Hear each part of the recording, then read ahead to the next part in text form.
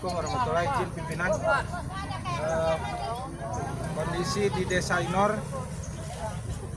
yang listrik jatuh ke badan jalan dan untuk kendaraan mobil belum bisa dilewati. Sementara inisiatif masyarakat membuat jalan alternatif kepada kendaraan roda 2. Sementara ini hanya kendaraan roda 2 yang bisa dilewati. Kami mau menuju ke Desa Angkel, tidak bisa lewat.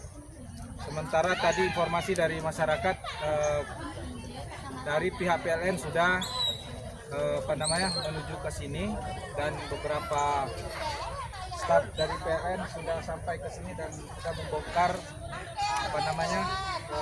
daerah yang sudah jatuh ke badan jalan. Demikian sementara laporan. Assalamualaikum warahmatullahi wabarakatuh.